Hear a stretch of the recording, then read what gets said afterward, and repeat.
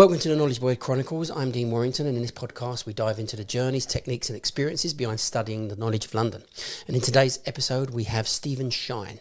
And before we get started, make sure you like, subscribe and follow the channel so you don't miss any future episodes.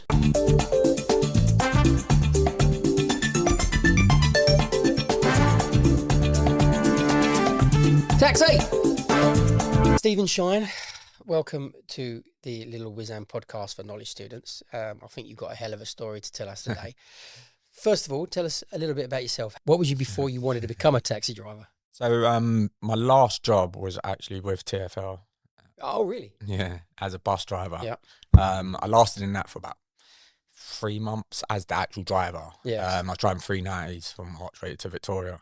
Doing that job, the passengers were fine. I got on. I'm one of them guys that will just get on with everyone. That used to cause me dramas, but I'm pretty easy going, get on with most people. The main drama with that was when you went back to the garage, and you the managers and staff asking the way they speak to people, the way they treated the other drivers, you know. And I'm in a fortunate position that I'm financially stable. Yeah. I will be for the rest of my life. And I'll get onto that in a minute. Yeah. Well, I think we need some context on that. And it was just boring. Yeah. You know, just driving the same route up and from Archway to Victoria. Yeah. I wasn't really getting out of it, anything out of it. And I just decided, look, it's for my own well-being. It wasn't enough for me. Yeah. So I stopped doing that, and then my father-in-law was a taxi driver, and I'd previously said to him, I don't think I will be able to remember the volume of work that's needed for the knowledge. And he said to me, look, just get the first 40 runs, whatever. Just go out, do a few every day, and just see how you get on. And with repetition, now I'm on the 4th blue book, and when people ask me to call something, I don't know what it is, but I can just call the majority. I'm not going to say I'm perfect on my blue book. No, so, like, I will test you. and there are gaps, and I have my weak areas. But because I'm not working, I have a lot of time, and I can properly, now that TFL have allowed me to be on the knowledge, get properly stuck into it. So before I was a bus driver, I worked at a special needs school. Absolutely loved it. Yeah. Worked under an ex-guardsman. It was just me and him in a behavioural unit. I'm also ex-army, which is why that worked perfectly for us. I was in a marriage at that time, messy marriage. I stayed in the marriage for my children, basically, and it all went wrong. Yeah. I'm not going to go into that. No, you don't need it, but anybody who's been through it and will be able to understand fully what's that. So my ex-wife, she's in the army as well. She's a nurse, and she can be moved anywhere. I thought beneficial, you know, do the right thing, let mum have the children, but not. I'm their dad, you know what I mean? But like I said, things went wrong. Mm-hmm. So I had to leave the job in the special needs school, which at the time broke my heart. Yeah. Because I loved it. But my children come first. Over anything. So I left that school, job, sorry. And then before that, I was in the army. Yeah. And you got some hell of a story with the army, which we'll touch upon. Your father-in-law, you said, is a cab driver. Yeah. So, and he encouraged you. And how long ago did he do it? I think he's been a cabbie for about 8 years now. Okay. So I also have 2 friends cabbies. that are cabbies as well. And they're encouraging you? Because where I live on Old Street. I haven't got the children with me. My main responsibility has been home to walk my 3 dogs. Yeah. You know what I mean? But my wife works from home, and then my stepdaughter's 18. So if I can't get back, they can easily do it for me. So you married again? Yeah, I've remarried. What, are you crazy? I know, yeah. Don't. Yeah, I met my wife, Shell. She's a proper Angel girl. Her whole family's from Angel. Oh, okay. Proper. So she keeps me, you know, grounded. Like, she don't take no rubbish from anyone. I love being with her. She's absolutely fantastic. Brilliant, wicked. Yeah. So yeah, remarried. That's nice. Yeah. I know that you had a hell of a situation of actually signing on the knowledge, which is linked to your past in several ways. And just Tell us about that. Yeah, so I applied for Knowledge. I think it was last January, February time. I'd already done 3 books before I actually applied. I didn't think the process was going to take that long, and I didn't realise how difficult TFL could be. Yeah, so then I did my criminal record thing. I had to enhance it twice. It took over 150 days or something to get that sent back to me. Yeah. Then you send it to Know Your People, who forward it to So you TFL. had a criminal record? Yeah, I had a criminal record.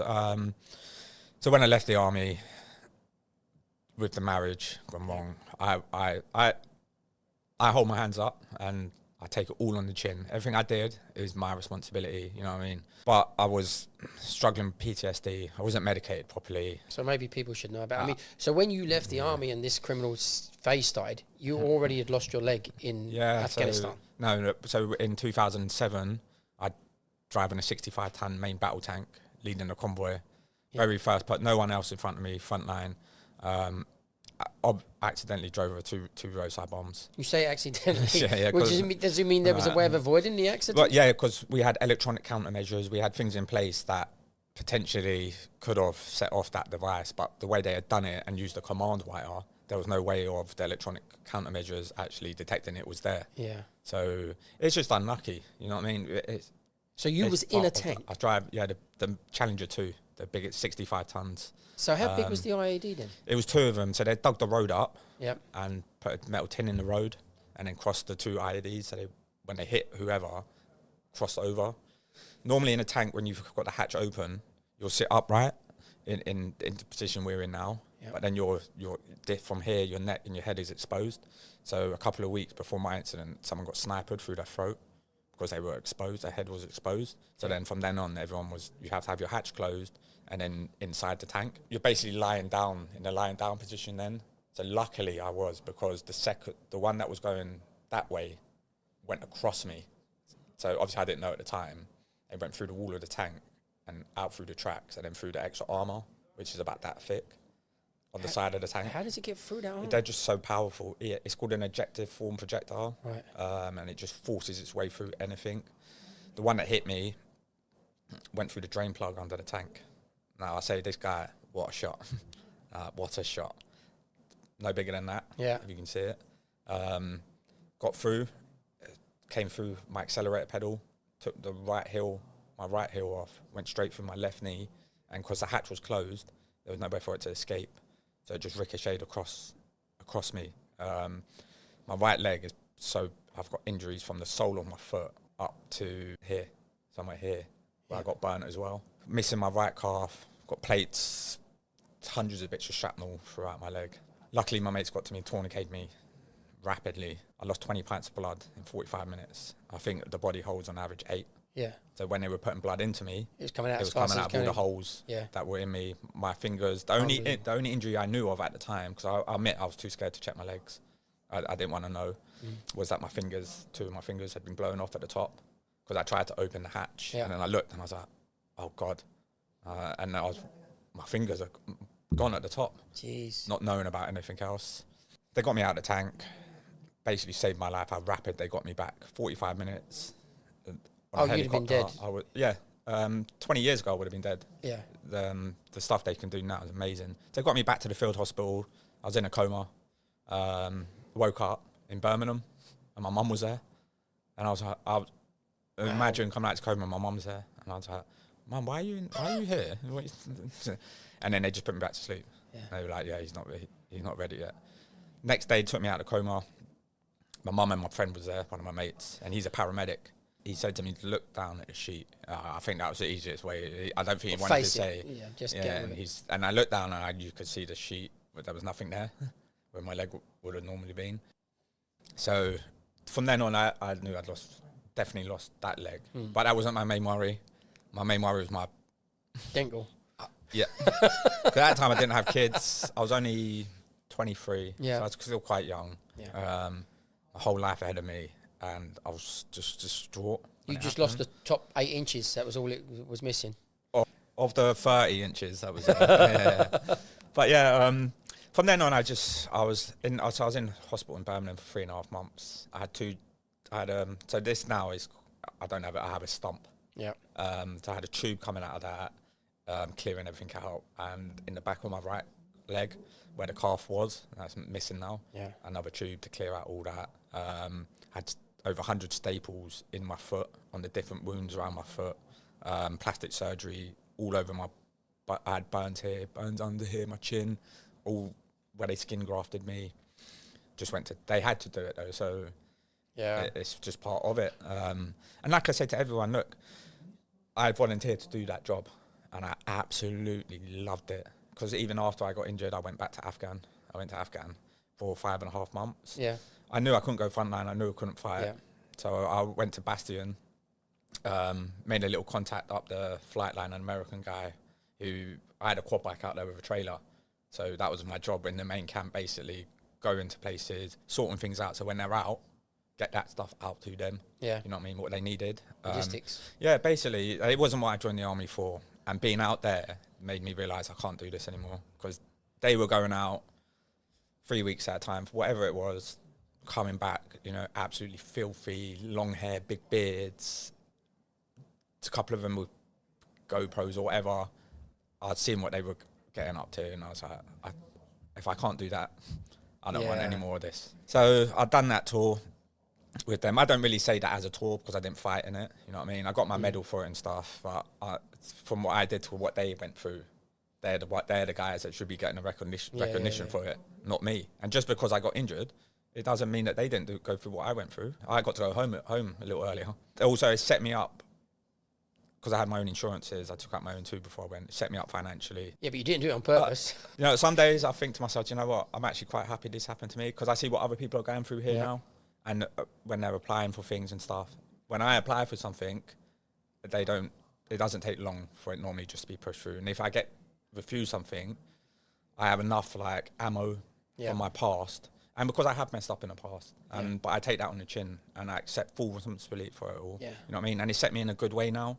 You know what I mean? I don't want to be like that. I don't want to be getting in trouble. Well, yeah, the fantastic thing is that you had this, you have all of this history, this amazing history, and it highlighted one of the things that's become a bit of a more of a modern problem on the way and reasons that TFL can refuse you for being a taxi driver or to be a knowledge student, and yet they accept you to be a bus driver, to drive 100 people, but refuse you on the same company, TFL, to be a taxi driver on the basis of your criminal record, which is spent and is over.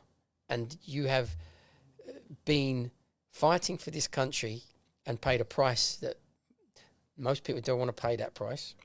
And I mean, tell us a bit about how you actually managed to get on. So when I applied for the knowledge, I went through like I've already said, through the criminal, escalating the criminal record stuff and that. The most annoying thing about it was the way they worded that, the refusal, that I am not fit and proper.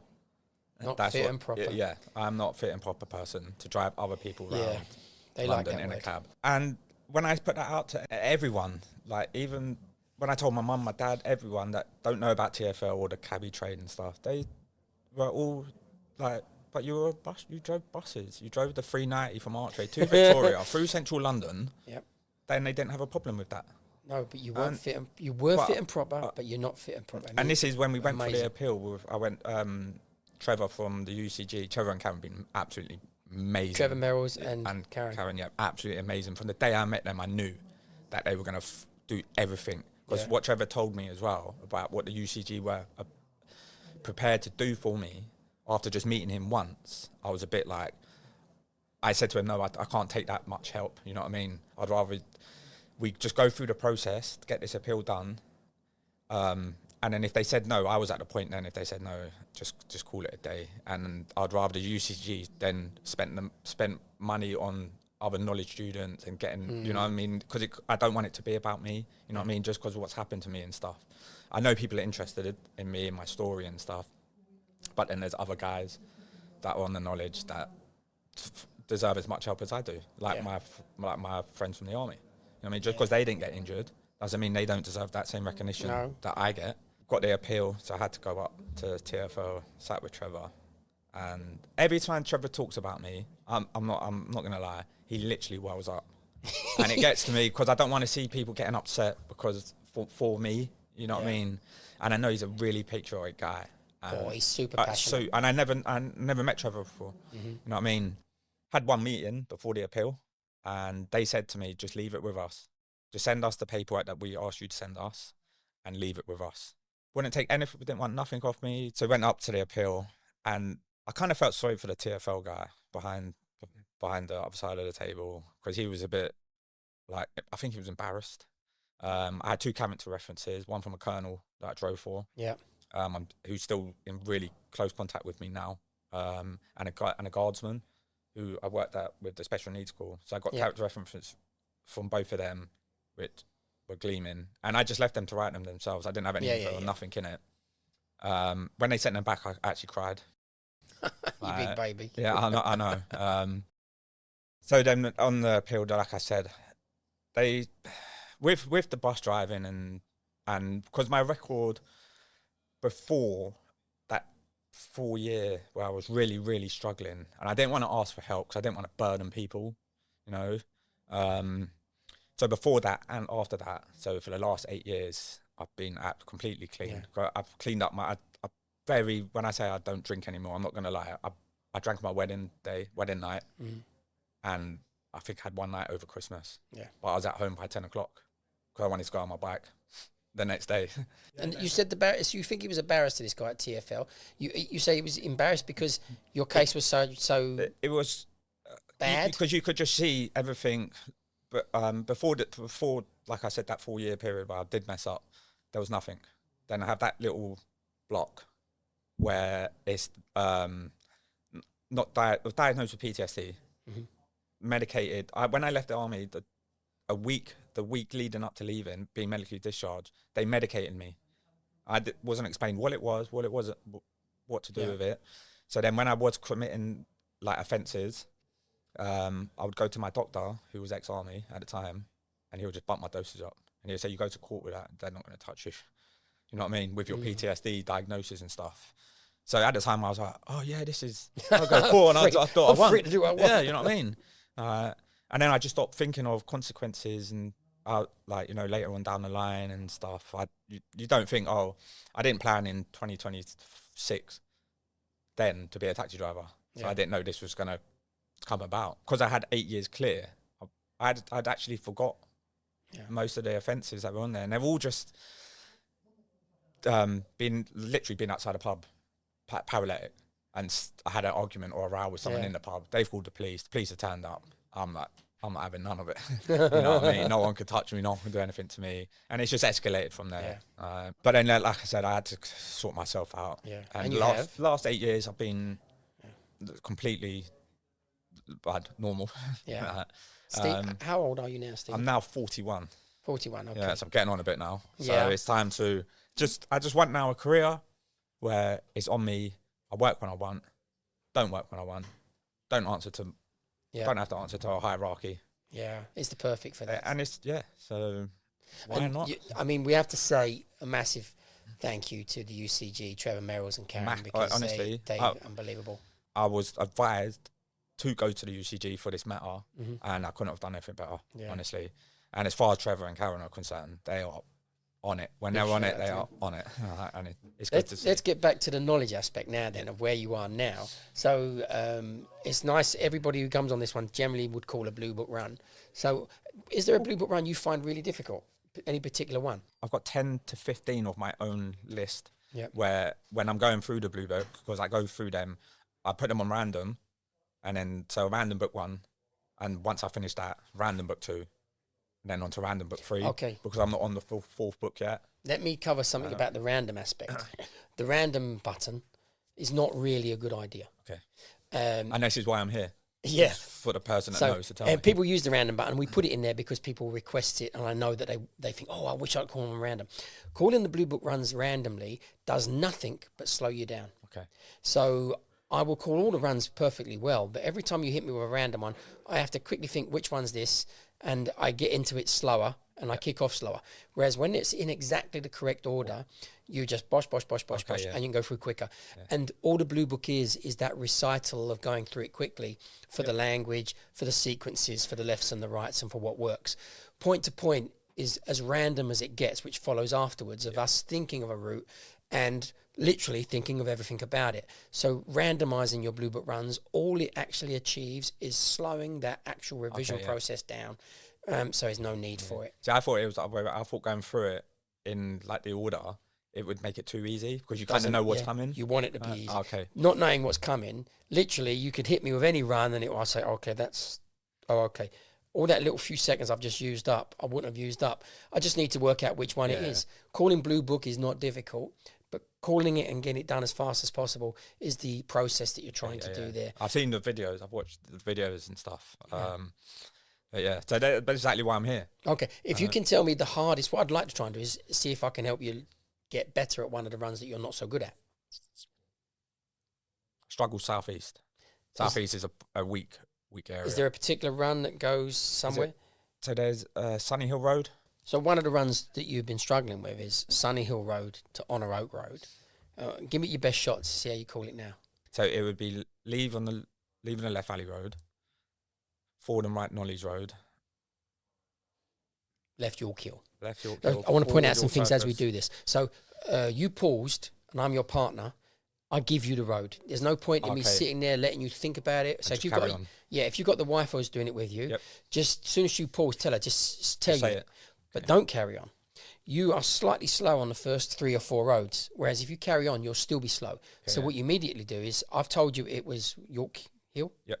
You immediately go back to the beginning and start again. So what is it again? So leaving the left Valley Road, forward and right Knowledge Road, left York Hill, forward Lancaster Avenue, right Furlough Park Road, forward Dulwich Common, right Lordship Lane, forward London Road, left into On Oak Road. Perfect. Once you get it, go. Yes. Go back again and do it one more.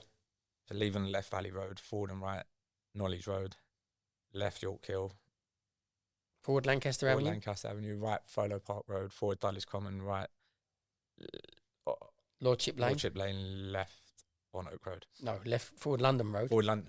Yeah. So again, the reason we do it again, or I'll call it again, is to see if we've got it and you still haven't. So you need to go one more time, I'm afraid. Okay. Leaving the left Valley Road, forward and right Knowledge Road, left York Hill, forward Lancaster Avenue, right Furlough Park Road, right Lordship. Forward Dulwich Common. Right. So what we got to do here is we now master 4, because you're trying to think about things that have not linked yet. So you've got to get to Lancaster Avenue, and that's it. I don't want you to think beyond that at all. Just want you to call the first 4 roads. So leaving the left Valley Road, forward and right Knowledge Road, left York Hill, forward Lancaster Avenue. Yeah, now say that again. Leaving the left Valley Road, forward and right Knowledge Road, left York Hill, forward Lancaster Avenue. And now say it one more time. Leaving the left Valley Road, forward and right Knowledge Road, left York Hill. Is it York? Yep. Yeah. Forward Lancaster Avenue, right Furlough Park Road, right Forward Dulwich Common, right London Road, left into Lordship Lane, London Road. So now say the last 3 roads. Right Lordship Lane, forward London Road, left on Oak Road. Right Lordship Lane, sorry. Yep. Forward London Road, left into On Oak Road. Now say there's 3 again. Right Lordship Lane, forward London Road, left into On Oak Road. And again. Right Lordship Lane, forward London Road, left into On Oak Road. Now go from the beginning. Leaving the left Valley Road, forward and right Knowledge Road, left York Hill, forward Lancaster Avenue, right Furlough Park Road, forward Dulwich Common, right London Road, Lordship Lane, forward London Road, left into On Oak Road. Much better. Now, the thing that I wanted to use you as a guinea pig there for is to point out the amount of repetition we need to do on the run that gives us problems. And I would keep going until I probably call it successfully and smoothly maybe 3 times. So, and that you made one little mistake at the end and I'd have probably gone again. But just for the example of this video, I think people will get the gist of it. So you've done 3 books. Yep. I'm on my 4th book now. I've done about 6 runs, six runs of it. Yep. Yeah. So looking to finish that in the next max 3 weeks. Yeah. And what technique are you employing? You're doing 4 runs a day? It depends because of my injuries, my back sometimes, and the coldness. Oh, yeah. And I try to push 4. Mm-hmm. If I'm struggling, I cull it off. Yeah. If I do 2, and that's 2 more than I've done before, you know what I mean? Still pushing forward, isn't it? And because where I live, I can bang it in and out when I'm feeling up to it, and I can be quick. Or sometimes what I'll do, I'll go to my mum's, who lives in Paddington.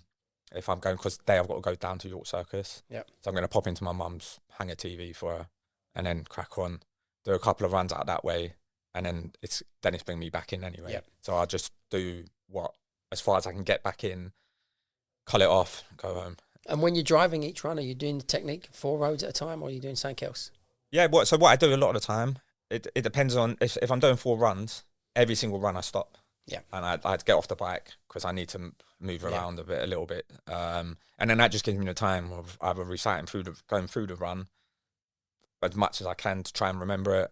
And then if I'm not getting it, then I go back to my map, have a look where I am, try and work it out with other bits that I do know and areas that I do know. So on the new runs, you're penning them on? Oh yeah, I pen them on. So at home, I've got a massive map on my bedroom wall. I'm not going to lie. Sometimes I pen them up before I go out just to see where I'm going. Perfectly fine. Then I'll go out, do the runs, get back. My missus hopefully wipe them off. So when I get back home, back to penning them up. Yep. Sit there, go through them ones. So when I get back, I'll go for the 4th book, what I've learned. There'll be like 10 runs once I've done today or whatever. Lock them in, back onto the without going through the books, just going through the books. What's your speed on calling one book? I could do, honestly, hour max at the moment. On 80? Yeah. Yeah, okay. And I could push that, but sometimes I need to break. I need to break it up after a few. Generally, the rule of thumb would be do 30 minutes and have a break, or even 15 minutes and have a break, so a few sets of breaks. In a 30-minute session, you want to be completing 40 runs. In a 15-minute session, you want to be completing like 20 runs. Yes, and as long as you keep taking those little breaks, but measuring, always a good idea to keep an eye on the time that you're spending on it. You need to be aware that you haven't slipped into a very, very slow zone. You always want to be above, and 80 runs in an hour is about the slow average, which is nice. Everything about that is fine. It's possible to call 80 runs in 30 minutes, but that's the fast, very, very fast. And the only advantage I want to point out to people on this situation when you call very quickly is that it frees up another half an hour. That's it. Of course. But if you can call fluently and steadily, everything is fine. It's just that you shouldn't need to put too much thought into what the next roads would be. You want to be flowing, relaxed, and it's comfortable. Because when you're under stress of an appearance and you're trying to think of point to point, you want these road names to come to you easily. And a lot of what we rely on is not so much the Blue Book run itself, but it's the small sequences of knowing that when you leave Parliament Square, you leave by St. Margaret Street, forward Old Palace Yard, forward Abingdon Street, and you get the correct order. And that order, those patterns, they stay with us because of the Blue Book. As soon as you stop calling the Blue Book, you lose those little patterns. And also the other thing the Blue Book gives you that people don't realise is it gives you a working turning. I know that left turn or that right turn is legal because it's in the Blue Book. And therefore, rely on those when you're calling point to point to use those. When we generally experiment and we throw in a turning we've never used before, there's a probability that it's illegal or impossible, or it doesn't even improve the route when you use it anyway. But there'll be some that you obviously need to add. But as a general rule of thumb, when you're gambling on a road, it probably don't work. Yeah, I'm not. I'm one of them because I don't want to be hanging around on this. You know what I mean? Because I've been told the longer you're on this, the harder it will get and become, and the more frustrated I'll get. Yes. You know what I mean? So I just want to. I'm hoping now that I'm on it, I just can just flow through it. I know it's no guarantee that will happen because of appearances. I don't know what. In general, it will. There's a big mistake here. The knowledge, when you get people who've done longer than 3 years, they definitely did something wrong. So the knowledge appearances will last 1 to 2 years. Your job is to get onto those appearances as fast as possible. I'm trying. And generally, this is where people make the mistake. They don't do the Blue Book runs quickly. They don't learn to call them to a reasonable standard. They don't build any sort of foundation of a points repertoire before they go for their written test. And they get everything kind of elongated. And the longer they spend doing the Blue Book, the much, much longer they're going to be on the knowledge. But literally, if you get on that first appearance, with luck and skill, that can take you 1 year. That's 1 year of appearances is scoring C's every time. Perfect 12 C's. But on average, people are taking 2 years on appearances. But if you took 3 or 4 years to get to appearances, you're now at 5 years. But not only that, your 3 or 4 years of getting to that level also means you're probably not as good as everybody else.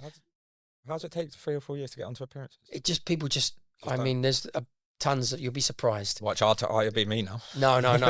You need to set the targets, like we say, 16 runs a week being a great average target to finish 20 weeks, finish the Blue Book runs, spend about 10 weeks pointing, and then the rest of your time on the knowledge will be pointing and practicing point to point. You just got to keep working to a schedule and motivate yourself and pushing on. And the other thing is, a lot of people make an idea that as I get onto appearances or get onto 28s, I'll give up my job. And it's the wrong way round. The hardest part of the knowledge, the part where we need to learn and focus the most, is the beginning. We learn all these runs and all these points. It's there that you need all your energy. So if you have an opportunity to not work, do it then and get a job later. But don't do that and then get a job, quit that, and then start doing the knowledge full-time later. You've already broken the back of it by then. Break the back of it, then get a job. So it seems to be the correct sequence. Steve, you've got a hell of a story and a hell of an example of someone who's had adversities. It's just life. Like I said, I volunteered for that job and I loved it. And if I could pick a job to do tomorrow, it would be that. Yeah. Back in the desert with them boys, doing what we were doing. Yeah. No messing around, no people in your ear telling you what you can and can't do. Yeah, you know and what I mean? unparalleled camaraderie. 100%. And it still is. Yeah. You know what I mean? I'll do anything for them. A drop of any time, any day, anywhere. And that's because they've looked after me. Yeah. You know what I mean? Before we go, you say your one leg is fine, you got a calf missing, but the other leg is gone completely? Yeah, so I've got a prosthetic leg. It's top of the range. MAD fund me for the rest of my life. So I don't think it's top of the range because it hasn't got a Millwall sticker on it. Oh, wow. I wouldn't be allowed in it, would I? No, I've got a proper one. You know what I mean? A proper sticker on it. Oh, dear. Yeah. Trevor Merrills would be so pleased with his Chelsea sticker. Well, I don't know, because that's a Ken Bates badge. Oh, is it? He apparently pointed that out. He knew that. Yeah. What's an anorak? You know what I mean? Trevor would have a Chelsea badge, a Morrissey badge, and a Proclaimers badge, Trevor. Definitely, with a UCG sticker on it as well. And a UCG you know sticker. Yeah. We've given Trevor a lot of credit. Like I said, this leg, it's made of titanium, got carbon fibre all over it. So what happened with us, the veterans, when new legs, it's like a phone, constantly getting upgraded, got Bluetooth in it, sensors. In case it walks off on its own? It's just, well... Bluetooth? Yeah. It's for the setup, basically, for the yield, the angle, up and down hill steps. So it's a top of the range one. So it's detecting the terrain? Yeah, and it will adapt as I'm walking. I won't know, it'll just do it. And we get to trial. So when a new leg comes out, they'll send it to us where we are, in our prosthetic centres. I'm in Roehampton at the moment. And we'll be like the guinea pigs, because they know we're still really active, climbing Mount Everest and stuff. One of my mates, double amputee, no legs, done Everest. Yeah. So there's no excuse, because like I've also need to mention, like when I look at this injury and I look at some of the injuries some of my friends have got, one of them's got one arm. Yeah, it's got an arm. You know what I mean? This is a paper cut, if anything, to what some of these guys are going through, and the complexity of some of the injuries when you start including burns and gunshot wounds and stuff. It's not nice. It's the Monty Python sketch from Holy Grail. I don't know if you never watched that. I know Monty Python, but Monty Python, Holy Grail. He has to cross the bridge, and he says, "None shall pass." He says, "But I'm King Arthur," and the guy on the bridge is a big guy, all in black with the helmet, and they have a ding dong with the swords. Yeah. And King Arthur cuts his arm off, cuts the geezer's arm off, and it looks like that, and there's blood squirting from his arm. And he says, "So I've won now, I can go." And he says, "I've had worse." Yeah, exactly. Yeah. He says, there's always someone worse. Yeah. You know what I mean? And I don't like to moan about it. I just like to get on. Yeah. But also, as well, if anyone ever wants to ask me anything about it, don't shy away from it, because I'm not one of them guys that is like sentimental or soft. You know what I mean? And the more banter, the better. Perfect. I mean, I have plenty of army buddies who I love and adore, and plenty of army people come through the school. Yeah. And we've done most of the Queen's Guards. They've all gone through. Really? Yeah. And I was honoured once. They invited me to a wedding. We had the ceremony in the Guards Chapel in Birdcage Walk. Yeah. And the flag hangs from the horse guards that were blown up in Hyde Park. Okay. And the flag is all torn Oh, from them. from the blast of those guys that was in there. There was so much history involved in that. Can imagine with the cards as well. I was at a just thing before Christmas with my friend Stan. Stan was in the Royal Green Jackets. My family, loads of my family, are all in different units that are all disbanded now. The Royal Middlesex. Well, the Green Jackets. They're disbanded. They're the rifles now. Even my regiment, the 2nd Royal Tank Regiment, there was the 1st Royal Tank Regiment and the 2nd Royal Tank Regiment when I was in. Now it's just the Royal Tank Regiment because they amalgamated them as well. So now we're going to be in the army stuff. Hopefully they'll enjoy all of that stuff. I love hearing anything army stories. People want to know and stuff. See, just ask. Steve, it's an absolutely wonderful story. I'm glad you're on the Knowledge. I'm glad you've got this far. We wish you the best of luck, and obviously you're coming to Wizan, so we'll see you as a student here. And I hope that there's people out there watching that find your story inspiring for many reasons as well. For the fact that there's people that get refused quite often through criminal records and stuff like that. We all have a different lives. We all come from different backgrounds. We all mess up. No one's perfect. You know what I mean? And I could guarantee you, them guys sat in the room at that pill have probably been in trouble with the police at some point in their lives. It was very different back in the old days. It has changed and they've become a lot more stricter. But I find it hard for them to be able to explain that. Let's say you went to prison for something. You've been charged with something. That you are going to be punished again. You get sentenced by a judge, and now you come up and the TFL says, "Yeah, but we can't have you." Why? There are certain crimes that we don't want in this industry. Certain 100%, and I agree with that. But we've all made mistakes. Not me.